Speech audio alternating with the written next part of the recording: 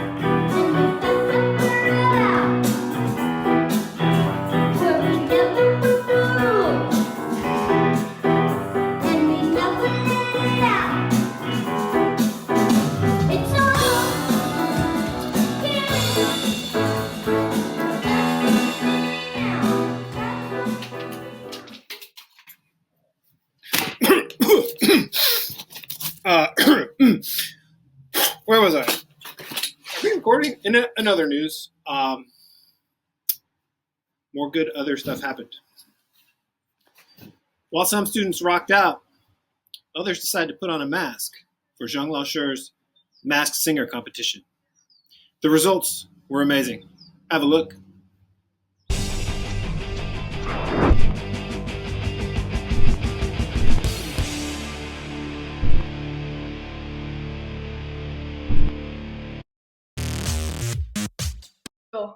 Three, two, one, now. Whoa, whoa, whoa！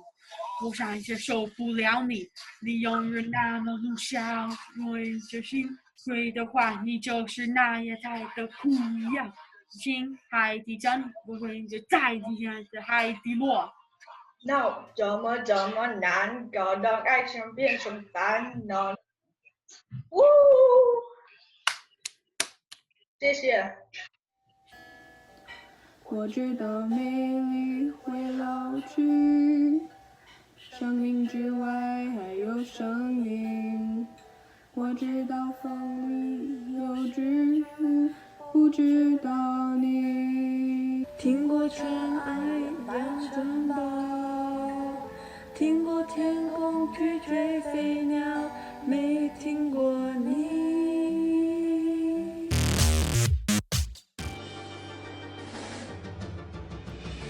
风味最后的，像从微软那样，抓住它们是我考验，实验是我世界。我要穿越这土地，搜索范围光。小小鸡宝贝，它明白内在的生力量。小鸡宝贝，必须抓住它们，是你和我知道这是我的宿命。小鸡宝贝，哦，你是我的自由，在这地球岛的世界里。小鸡宝贝，你抓住它们，心间的相聚，有其他我们都是。你叫我叫你，小鸡宝贝，必须抓住它们。还记得我们曾经肩并肩一起走过那段繁华巷口，尽管你我是陌生人，是过路人，但彼此还是感觉到了对方的一个眼神，一个心跳，一种意想不到的快乐。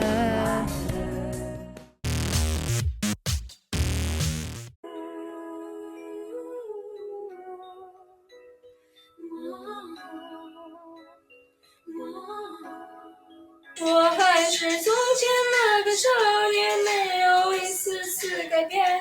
时间只不过是考验，装在心中信念丝毫未减。眼前这个少年还是最初那张脸，面前再多只是对决。Say never never give up like a fire。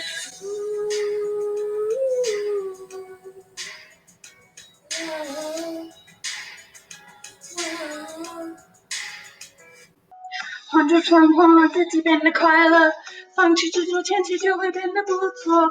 每次走过都是一次收获，还有什么是对的选择？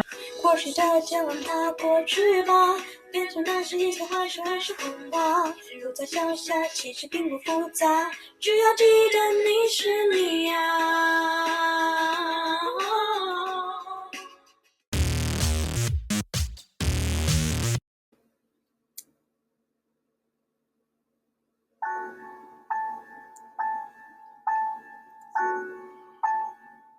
阳光下的泡沫是彩色的，就像被骗的我是幸福的，追究什么对错，你的谎言由于你还爱我，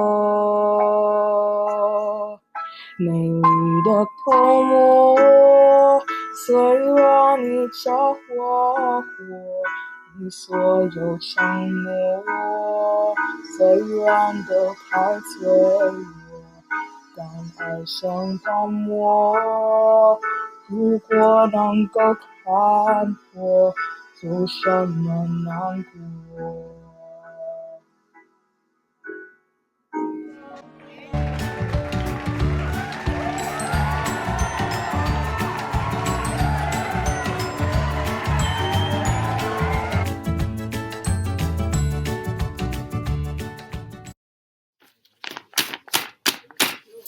We've seen students rocking out. We've seen beautiful voices singing and rapping in Chinese with masks on. There's one more person I'd like to hear from. A fella by the name of Crow, way out west. He likes to sing the blues. Let's have a listen. So I've chosen a song for you today that expresses the way I feel about this quarantine we're all under. Ain't it something? Never did like fences. I've always wanted to be out and about. Oh, give me land, lots of land under starry skies above. Don't fence me in. Let me ride through the wide open country that I love. Don't fence me in. Let me be by myself in the evening breeze. Listen to the murmur of the cottonwood trees. Send me out forever, but I ask you, please, don't fence me in. Springtime and the love of learning can drive you to the great outdoors. Thing is, sometimes the weather can be a little hard to predict. Luckily, we found a weatherman you can trust. Looks pretty good. Yeah. You can't talk about the joy of learning without talking about student voice and student choice. Let's go to Miss Woodman Russell's class, where 3 7th graders have taken on that den of mediocrity, the New York Times bestseller list. Let's hear their plans for a reformation. Have you ever had that moment where you're looking through books and you wonder why every single YA novel is a New York Times bestseller? Well, do we have a solution for you?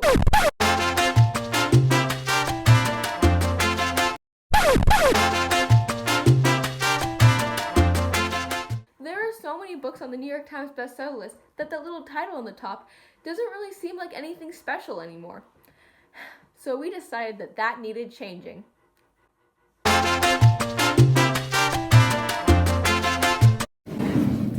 So first off, you might be wondering, what is New York Times bestselling list and how do you get on it? The New York Times bestselling list is a list of the top selling books. The requirements are you have to sell at least 5,000 to 10,000 copies in 1 week, but these sales have to be diverse sales. That is, you cannot sell 10,000 books to a pre-existing list of followers through personal website or thousands from only one marketplace like Barnes & Noble. We came up with a new way to rank the books so that not every mediocre YA novel gets to have New York Times bestseller slapped on an aesthetically pleasing cover. So our new solution is that only the top 5 highest selling books, new or old, of the month will make it onto the New York Times bestselling list. And to be considered on the bestseller list, you have to reach a minimum of 30,000 to 50,000 sales in a month. And each year, the book with that met these standards for the most months will also receive an award. The reward would be a badge on the book that reads New York Times yearly bestseller. This will help make sure that there are no random YA books on the New York Times bestseller list anymore. Using this method, NYT bestseller on the top of a book will actually mean something significant. This will allow us to not be led astray to think that this book is famous or highly renowned. Or even let us falsely believe that they're good. Join us together to make a better book world. Ha ha ha ha ha ha.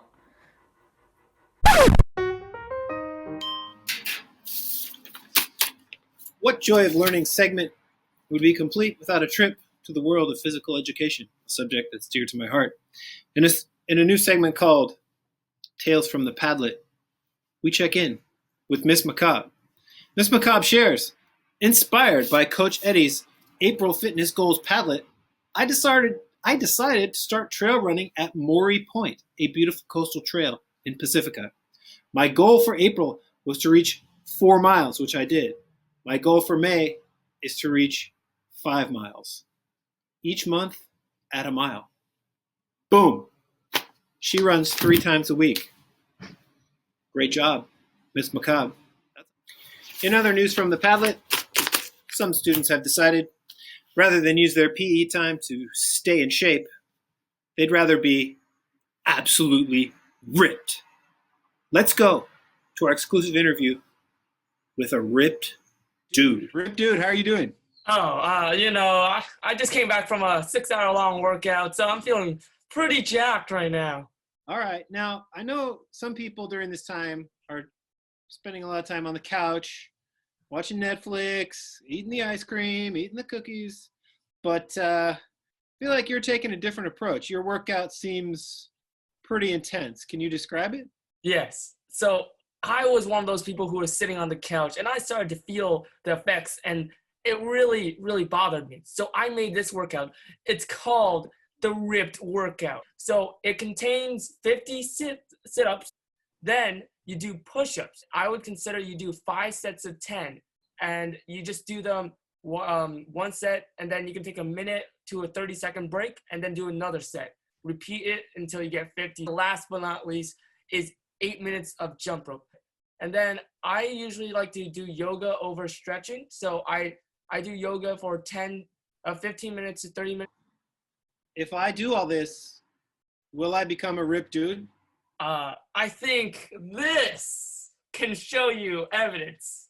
Yes, I believe, yes, you can become a very ripped dude. Now, what would you say to somebody who says something like, hey, man, I wish I was ripped, but I just don't know where to start. I don't have any motivation. A huge part about it is finding your own limits and slowly overcoming them. For example, I could not do 50 sit-ups in a row. That was very, very hard. I could only do 30. And so I made a goal of 30 instead. So you can really play around with the benchmarks. This workout doesn't take an hour long, guys. It should take you 20 minutes max. Do you have any final words of inspiration for the Fire Dragon Nation out there that's working out at home? Anything to get them pumped up? Do the challenge and you'll become ripped. Yeah. Do the challenge and you'll become ripped. You heard it here first. Thank you, Rip Dude. While some people push their bodies to the limits, others push their minds. And there's a lot of joy out there in the simple act of reading. Sixth grader Daphne has not only completed a bingo reading challenge blackout. Congratulations, Daphne, that's awesome. But she decided to reach out to her favorite author, Ruta Sepetys, to let her know just how much her work meant to her. For those who don't know, Ruta Sepetys writes historical fiction, including Between Shades of Grey, Fountains of Silence, and Salt to the Sea, which was a March Madness finalist in the LC. Guess what? Ruta Sepetys wrote back to Daphne. Here's what she said. Wow. Thank you so much for your lovely email and for reading my books. It means the world to me. Thank you again for your kind words. An author has nothing without readers, and I'm so grateful that you're one of mine, Daphne. Keep reading. Incredible. We thanked Ruta for the good news and told her about our show. She did respond with this. Case Good News sounds like a wonderful and much needed note of positivity. And although I'm not able to participate right now, I'm cheering on you and your colleagues as you share good news with the Chinese American International School community. I have often said that teachers are my heroes, and it's true. Thank you so much for all that you do and your peers are doing for your students. Sincerely, Ruta. Shout out Daphne, and shout out to Ruta Sepetys. Go read one of her books. And so, friends, that brings today's episode to a conclusion. There's a lot of good news out there. There's a lot of joy, a lot of learning out there. As we cruise into the final chapter of this incredibly bizarre school year, I want to urge you to be yourself. Take some risks. Pursue your passions. And enjoy the learning process. Peace out. And we'll see you next time on Case Good News.